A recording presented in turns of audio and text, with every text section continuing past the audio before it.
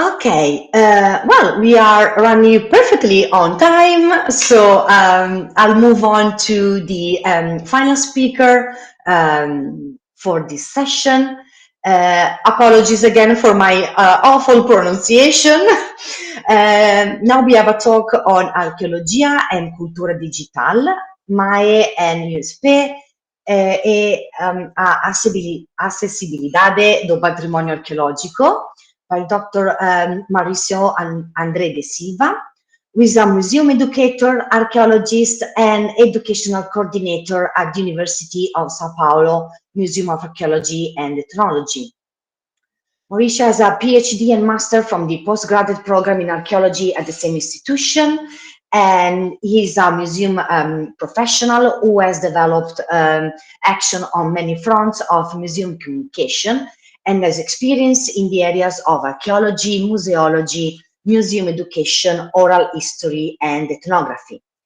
He worked with traditional and indigenous communities in the Amazon context at the state of Sao Paulo, and is collaborating with the Archaeology and Cultural Heritage Group in the Amazon at the Mamirawa Institute for Sustainable Development. He's a member of the Research Laboratory on Museums in Latin America, and is also currently coordinator of the Committee for Education and Cultural Action at ICOM in Brazil. So, Mauricio, please go. The floor is yours. Thank you. Thank you. Thanks so much, Francesca. Bom dia para todos, todas e todes. I will go speak in Portuguese. Bom, quero agradecer imensamente o convite das colegas, da Viviana, querida, e da professora Margarida também por participar desse importante evento realizado pelo Laboratório de Arqueologia, desse ciclo de seminários. Estou muito contente de poder trazer um pouco a experiência aqui do Museu de Arqueologia e Etnologia. Eu vou rapidamente fazer a minha autodescrição. Eu sou um homem jovem, estou branco, uso óculos, tenho cabelo preto, curto, tenho um bigode, estou sentado na minha sala, atrás de mim tem um móvel com alguns objetos indígenas e na parede alguns quadros. Eu vou compartilhar a minha apresentação. Deixa eu encontrar aqui. Ok. Compartilhar.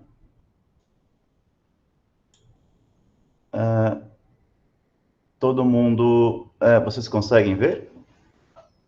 My presentation? Yeah, we can see it, it's fine. It's okay? Yes. Thank you. Bom, então, o tema de hoje que eu trago para essa fala é sobre arqueologia e cultura digital no MAI-USP e acessibilidade do patrimônio arqueológico. Então, rapidamente me apresentando, né, novamente, a Francesca já fez isso, mas eu sou, então, educador museal, também sou arqueólogo de formação, eu trabalho no MAI há alguns anos e atualmente coordeno a ação educativa da instituição, que aí desenvolve uma série de ações voltadas para a chamada socialização do patrimônio arqueológico, para a educação museal, para a promoção do patrimônio cultural em linhas gerais, né? Então, eu estou aí nessa fronteira desses campos disciplinares, tanto da arqueologia, da museologia, da educação, entre outras áreas.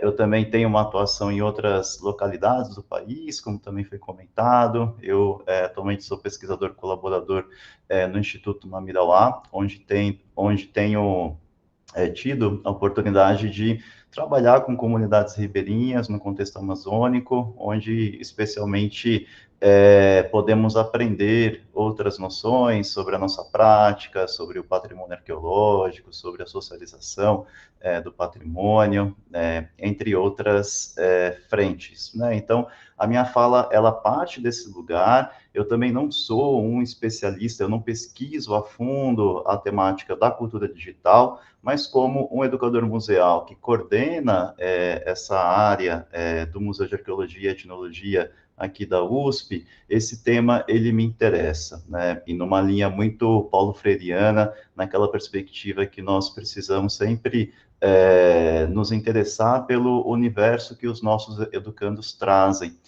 para nós. E, de fato, a cultura digital hoje, no século XXI, ela é muito mobilizada, né, por todos nós e, sobretudo, pelas novas gerações, né? Então, isso vem aí transformando as relações de ensino, aprendizagem. Então, consequentemente, eu tenho me colocado para pensar, refletir e também implementar ações na nossa instituição que faça com que as nossas práticas adentrem o universo da chamada cultura digital.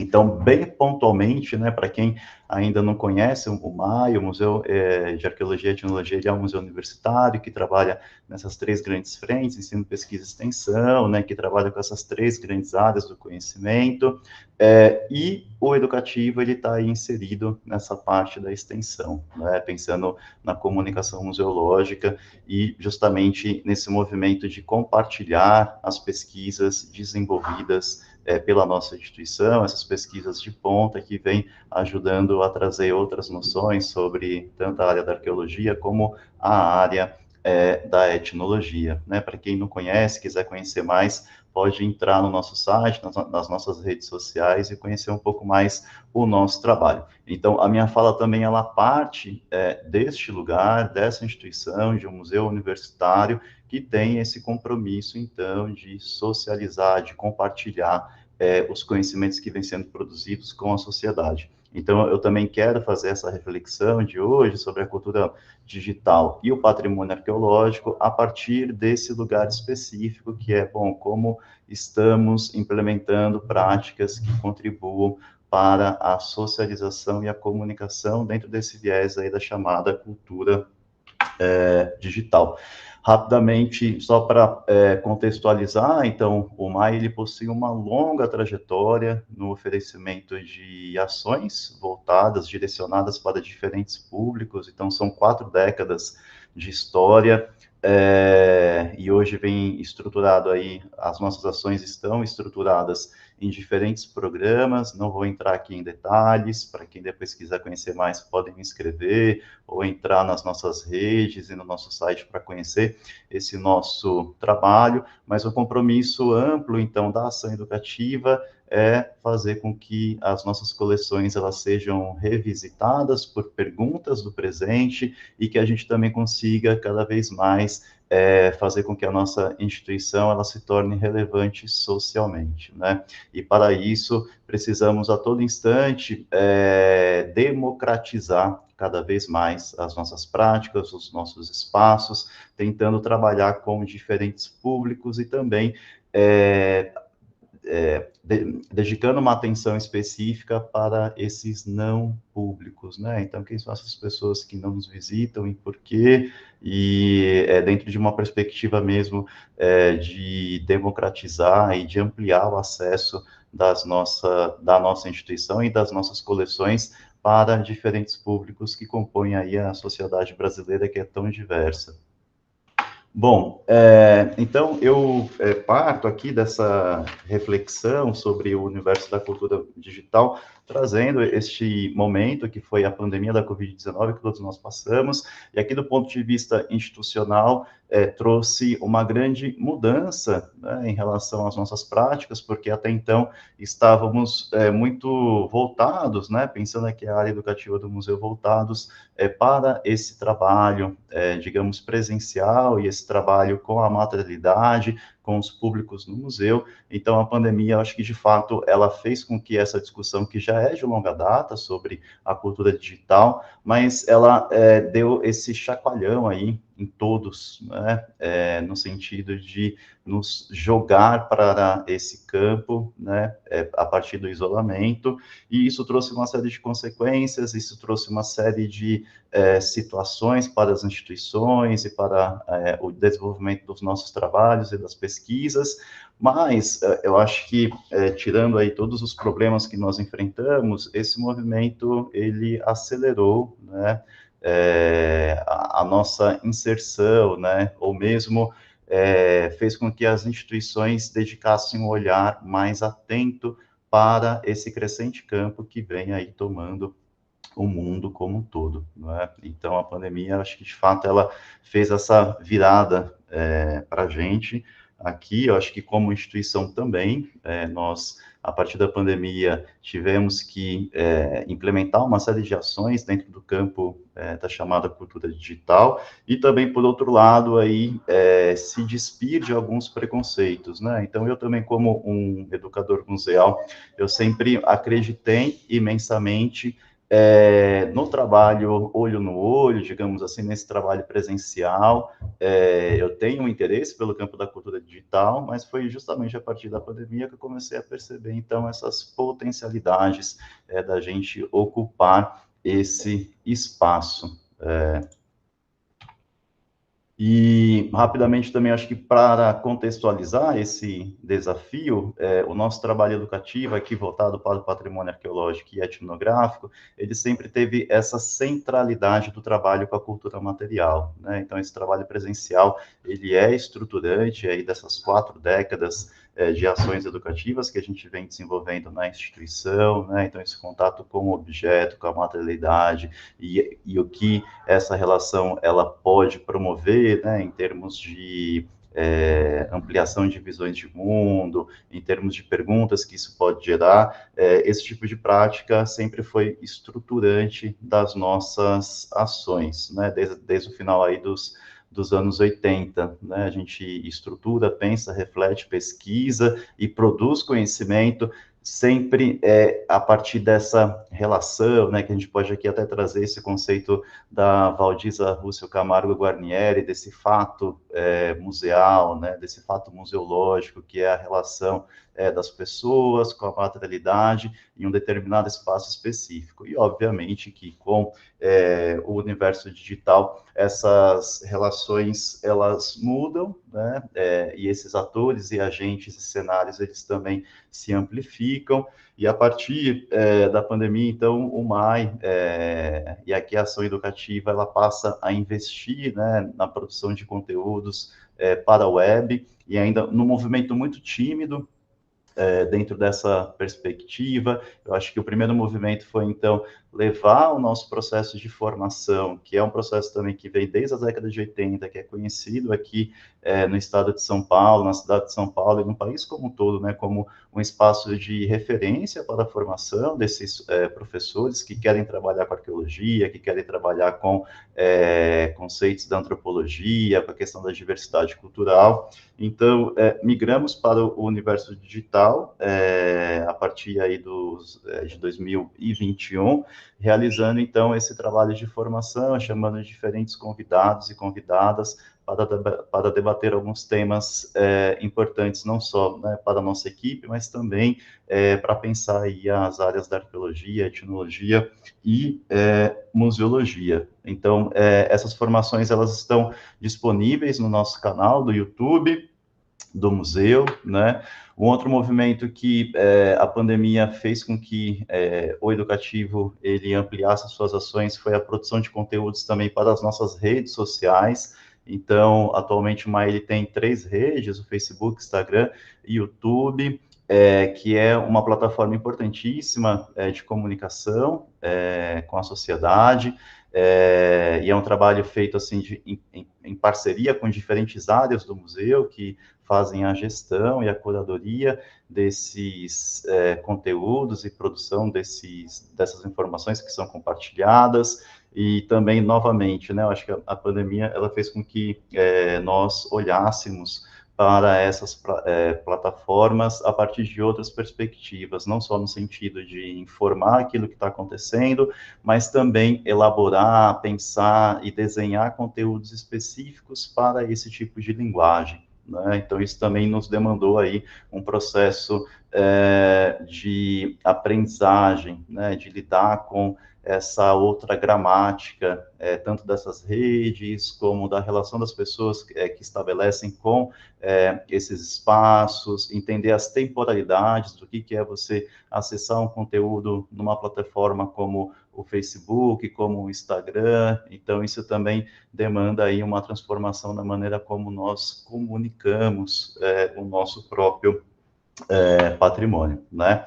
Mas, obviamente, que a cultura digital nos museus, né, de arqueologia e voltada para o patrimônio arqueológico não é somente isso, né? Então, aqui eu estou trazendo um pouco esse histórico de como o Educativo do MAI, né, que tem essa longa história de trabalho, de formação, né, consolidado, sobretudo nesse mundo presencial, digamos assim, ele vem, então, se abrindo de forma muito humilde para aprender, né, e para ocupar também esse espaço importante da cultura digital. E esse debate hoje, ele vem crescendo muito, né, tanto no campo da museologia como no campo do patrimônio.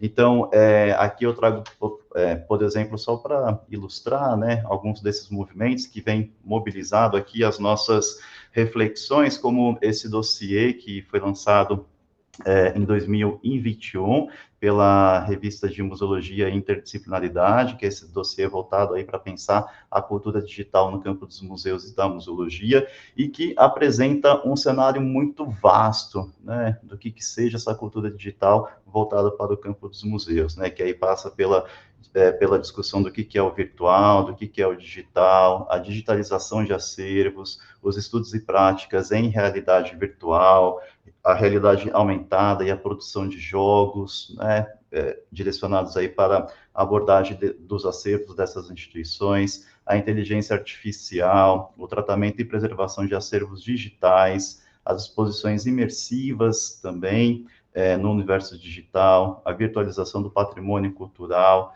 e os próprios museus digitais, né, entre muitas outras práticas. Então, esse campo da cultura digital no universo dos museus, ele vem potencializando a chamada socialização desses acervos e desse patrimônio que estão sob a salvaguarda dessas instituições, né? Por outro lado, também no campo do patrimônio arqueológico, e aqui as professoras Francesca e a Valentina, acho que trouxeram exemplos maravilhosos, né, de como que esse universo vem sendo aplicado para o campo do patrimônio, mas também, né, a arqueologia ela vem se beneficiando de forma ampla com a apropriação dessas tecnologias, né, desde a virtualização 3D do patrimônio arqueológico, também a criação desses repositórios digitais, o uso de novas tecnologias para a gestão, né, do chamado patrimônio arqueológico, mesmo o advento e a criação desse campo da cyberarqueologia, entre muitas outras frentes, né? Então, acho que os museus aí, esse futuro, né, do digital no campo dos museus, acho que vem buscando, vem trazendo desafios, né, para nós, para todas as instituições, e também mostrando que esses espaços não podem ficar alheios, né, não só esses espaços, como todos nós que trabalhamos com a cultura, com o patrimônio, a gente precisa se apropriar dessa nova linguagem. E só para contextualizar, né, eu trago aqui alguns autores, né, bem conhecidos e que são autores aí que desde a década de 80, 90 vêm pensando e refletindo, né, sobre o que nós mais tarde vamos chamar aí de cultura digital. O Pierre Levy, né, que é esse pensador que já há algumas décadas vem refletindo sobre o que é esse virtual, que é conhecido aqui por todos nós, né, que trabalha com esse conceito da inteligência coletiva e que justamente ele nos ensina e mostra, né, o quanto que a virtualidade ela vai trazer outra temporalidade, outro tipo de conexão, outro tipo de fazer e de pensar, né, não só a sociedade, mas também pensar a si mesmo, né? Ele tem uma visão utópica dentro desse campo, do que é o virtual, do que seria essa cultura digital, digamos assim, né? Mas ele mostra aí essas possibilidades, essas potências da produção de conhecimento dentro desse espaço, né? Dentro dessa nova gramática que a virtualidade ela nos trouxe, né? Assim como a escrita e a própria oralidade também ao longo aí da história da gente, né? Das pessoas no planeta. E, por outro lado, também eu gosto muito das ideias de Donna Haraway, né, especialmente nesse livro emblemático da década de 80, que é o Manifesto Ciborgue, em que ela, já nessa década, ela já vai apontar, né, vai trazer algumas perguntas que ainda são extremamente pertinentes para nós, né, em 2023, que é, sobretudo, pensar essa relação pessoas e máquinas, pessoas e tecnologias, de uma maneira mais borrada, né? Não de uma forma tão dicotômica, mas entendendo, né, essa relação de uma forma fluida, e ela traz essa metáfora do ciborgue, que é uma metáfora extremamente interessante para a gente se pensar, inclusive, né? Já somos ciborgues, então a gente já pensa a partir das tecnologias, a gente já pensa a partir do virtual, a gente já utiliza uma série de aplicativos e de, digamos, elementos, né, do virtual que interferem de forma muito latente na nossa vida e no nosso modo de vida contemporâneo. Então, isso já é uma realidade, né? Agora, o que a dona Rory traz, que é interessante, é justamente não só pensar essa relação de forma fluida entre pessoas e máquinas, mas também entre pessoas, humanos, não humanos, expandir essa reflexão para a gente pensar na construção de mundos possíveis, né? Dentro desses muitos desafios que a gente vem enfrentando no século XXI. E nos trabalhos posteriores ela vai aprofundar essa noção e vai também aprofundar essa ideia do fazer com, do compor com, e dessa criação de refúgios, né, dentro dessa relação, né, pessoas, máquinas, humanos e não humanos, como alternativas possíveis, né, para, inclusive, a nossa própria continuidade no planeta, né? Então, só para a gente contextualizar, então, eu acho que esses dois autores trazem, né, perguntas aí desde a década de 80 que são interessantes para a gente, inclusive, refletir sobre o papel da cultura digital dentro dessa linha específica que é a comunicação, né? Então, como que a gente, a partir do uso dessas tecnologias em nossas pesquisas, a gente também vem contribuindo não só, né, para produzir novos dados, mas para garantir que as pessoas tenham acesso a esses dados, né? E eu acho que, do ponto de vista filosófico, eles trazem questões aí interessantes para nós, né? E aqui também, rapidamente, para contextualizar, né, uma outra ideia, e aí trazendo aqui tanto a Luciana Martins quanto o Dalton Martins, que são esses brasileiros que no campo dos museus têm encarado essa discussão da cultura digital, né? Eles vêm contribuindo bastante para que a gente adentre esse universo, né? Então, o uso da cultura digital pelos museus, né? E aí pode passar pela disponibilização dos acervos, a criação de repositórios digitais, o uso de diferentes tecnologias, potencializa as noções preconizadas aí pela chamada nova museologia, né? Então, para quem não é do campo da museologia, a partir da década de 70, teve um movimento muito importante na América Latina que vai justamente mostrar para o mundo que os museus, eles têm que estar a serviço da sociedade, eles precisam ter uma relevância social, né, para a sua comunidade do entorno, e os museus também têm que ser esses espaços para transformação social, né? Então, esse convite aí que a América Latina, né, e essa chamada de atenção que a América Latina faz para o mundo como um todo, mostrando que os museus, eles são uma ferramenta de transformação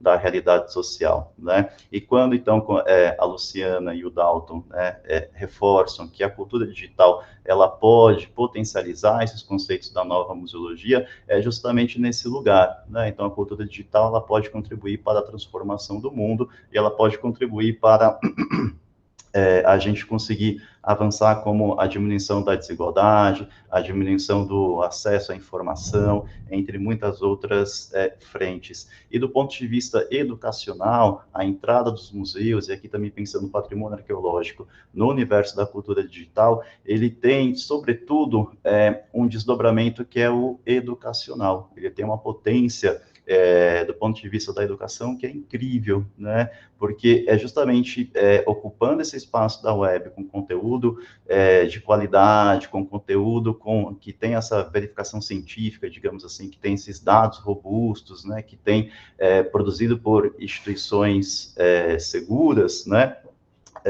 Esses dados, eles podem servir especialmente para a produção, né, de novos materiais e também, especialmente, para fortalecer o campo educacional, né? Então, tanto a Luciana quanto o Dalton têm discutido bastante sobre isso. Para quem tiver interesse em conhecer melhor essa discussão no campo dos museus, teve essa formação que nós fizemos pelo canal do YouTube do MAI, em que a Luciana, ela vai mostrar esse histórico no Brasil, de como que os museus vêm se apropriando da chamada cultura digital e quais são as suas potencialidades hoje, né, para o país. Ela também vai falar dessa plataforma importante, que é o Tainacan, que é esse movimento brasileiro de subir, né, de produzir, de fazer com que os acervos, eles, então, sejam digitalizados e que estejam nesse repositório, que é uma plataforma única. Então, você entra nessa plataforma, você consegue, a partir de uma determinada palavra, de um determinado interesse, você consegue acessar esses acervos em diferentes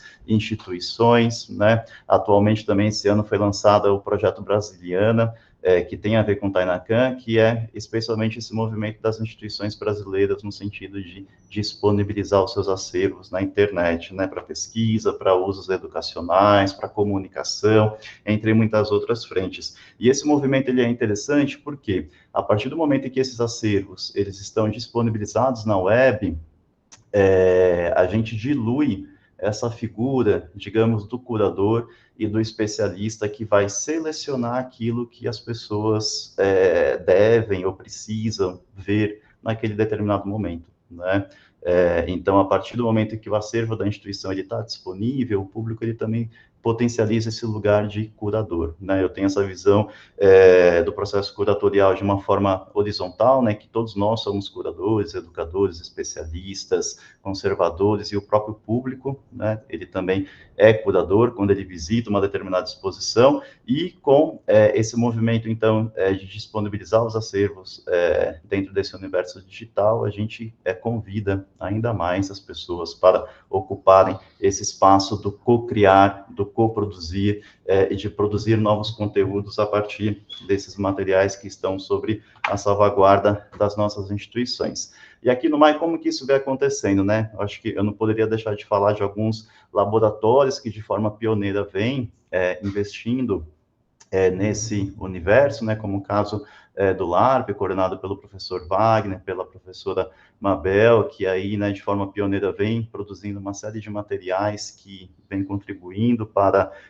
a inserção do patrimônio arqueológico dentro da cultura digital, assim como o LABECA também, com a produção de materiais educativos. E aqui, retomando, né, eu estou pensando dentro dessa perspectiva da comunicação, né, não somente da parte da pesquisa, assim como o LAAI, coordenado pelo professor André Strauss, que tem investido bastante nesse movimento de virtualização de acervos, né, aqui na nossa instituição, entre outros laboratórios, né. Então, isso vem acontecendo com diferentes pesquisas e que também tem essa preocupação com a comunicação, e nós, aqui no Educativo, também estamos atentos a essa discussão, e aqui eu vou trazer alguns exemplos, né, de como que a gente vai avançando dentro da produção de materiais nesse universo. Então, nas exposições atuais, né, como essa que está em cartaz, a Resistência já, Fortalecimento e União das Culturas Indígenas, temos buscado usar essas tecnologias no sentido de ampliar o acesso, né? Então, as tecnologias, a cultura digital,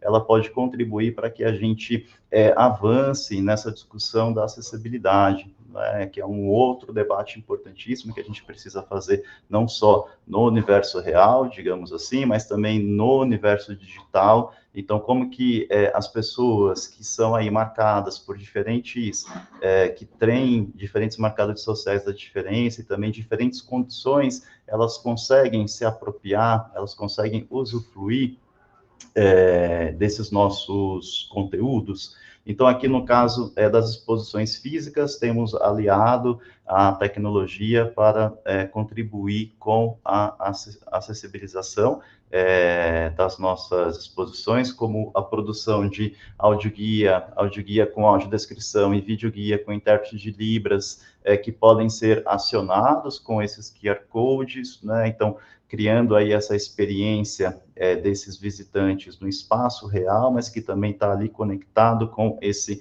universo digital, naquele determinado momento. Então, essa é uma forma importante da gente continuar com esse movimento de pensar o acesso do patrimônio arqueológico para todos e todas, e aqui, nesse sentido, né, a gente não pode deixar de levar em consideração as pessoas que possuem diferentes tipos de necessidades especiais, então, pessoas cegas, com baixa visão, surdas. Então, a tecnologia, nesse sentido, ela contribui bastante, né, para que a gente possa, e a cultura digital também, para que a gente possa tornar os nossos espaços mais acessíveis, né? Esses materiais a gente tem subido em algumas plataformas, né, como Spotify e no próprio canal do YouTube, em que esses conteúdos, eles são mobilizados, né, tanto nessa relação do visitante no espaço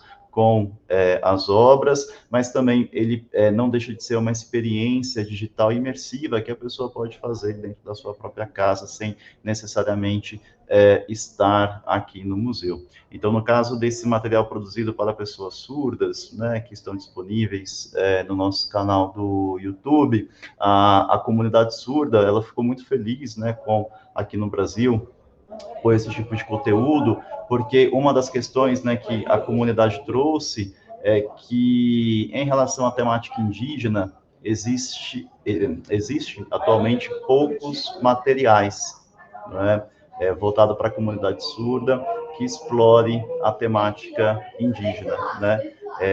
Nesse caso, especialmente, existem mais materiais voltados aí para o campo das artes. Então, quando o MAI ele adentrou esse movimento, a comunidade surda ficou muito interessada e ficou muito contente, né, por ter acesso a esse conteúdo específico.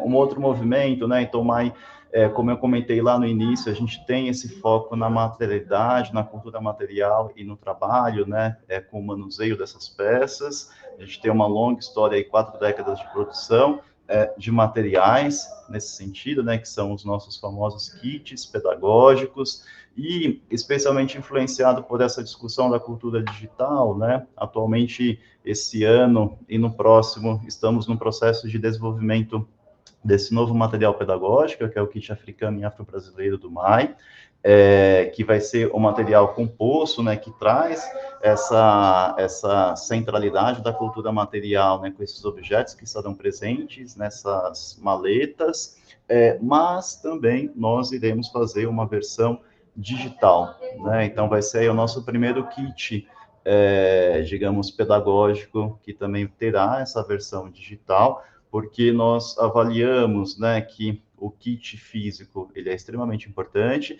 mas a partir do momento, né, que a gente também ocupar o espaço da web, né, com esse material, né, e aí vai ter a virtualização desses acervos, vai ter todo esse material também de acessibilidade, audioguia com audiodescrição, videoguia com intérprete de Libras, publicação, então a gente consegue ter um alcance mais amplo, né? A gente consegue alcançar, acessar outras regiões e pessoas que eventualmente não estão próximas da gente aqui no país, né? E aí, só para contextualizar, esse material, ele está sendo financiado pelo CNPq, a gente vem produzindo ele de forma colaborativa, com diferentes instituições aqui na cidade de São Paulo, como o Museu Afro Brasil, com o Núcleo para a Educação e as Relações Étnico-Raciais da Secretaria Municipal de Educação de São Paulo, com o povo de santo, com pesquisadores e pesquisadoras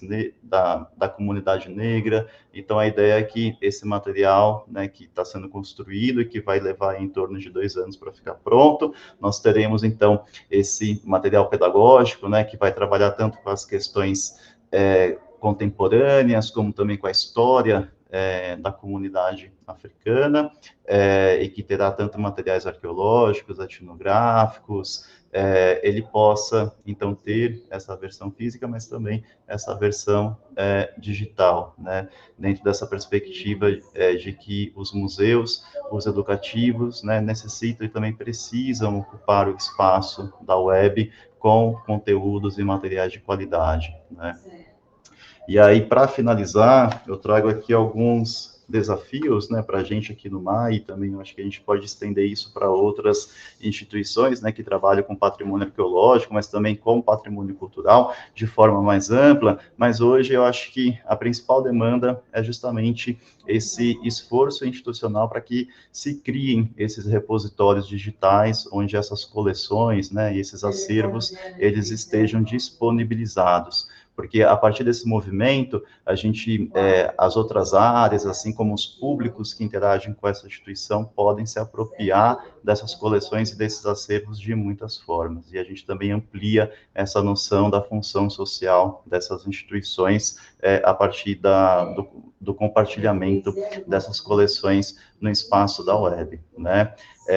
Um outro movimento importante é que a gente precisa continuar com a produção de conteúdos, né, para o universo digital. Precisamos ocupar esse espaço em todas as suas frentes, com esses dados de qualidade, com dados científicos, e promovendo esse pensamento científico. Então, acho que a pandemia, especialmente aqui no Brasil, ela trouxe uma outra faceta, não só aqui, mas no mundo todo, que é esse movimento do negacionismo, são esses dados que circulam na web e que não tem nenhuma veracidade científica, e que muitas vezes são páginas que possuem milhões de acessos, em detrimento das outras instituições, né, e das universidades, que se a gente compara, os acessos são bem menores.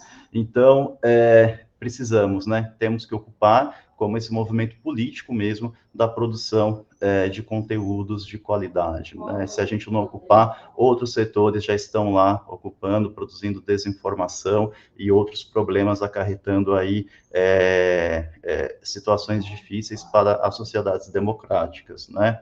Um outro movimento também importantíssimo é que dentro da produção de conteúdos, de materiais, da implementação de novas tecnologias para o patrimônio, para os museus, a gente tem que olhar especialmente para o racismo algorítmico, né? Essa é uma discussão importante que eu também venho aprendendo aí com o movimento negro, mas é algo que também interfere, né, o campo da cultura digital e que impacta diretamente a população negra, indígena, entre muitos outros coletivos, né? Então, a sociedade ela é estruturalmente racista e, consequentemente, também o universo digital ele carrega essas marcas, porque são essas pessoas que estão produzindo essas tecnologias, né? E aqui a gente poderia dar uma série de exemplos em relação a como isso se traduz dentro do campo da cultura digital, mas é um movimento que a gente não pode perder de perspectiva, né? E, por fim, eu acho que promover esses conteúdos digitais de forma crítica, né? Eu acho que sem se iludir pelos modismos, né, de época,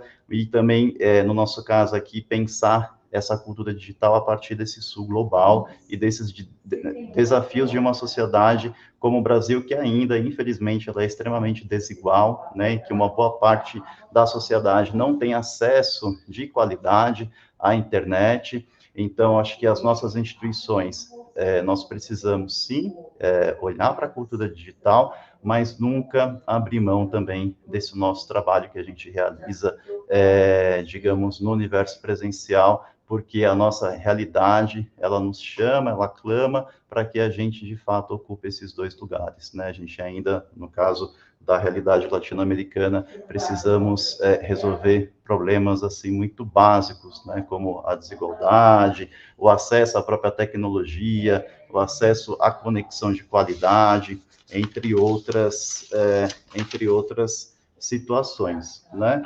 Então, eu gostaria imensamente de agradecer o convite e as colegas que dividiram aqui esse espaço comigo. Espero ter trazido assim uma visão, né, pontual de como o educativo do MAI ele vem aí se esforçando, né? Ele vem se colocando também nesse lugar de aprendizagem em relação ao universo da cultura digital e como a gente pode avançar para a construção aí de uma sociedade melhor para todos e todas.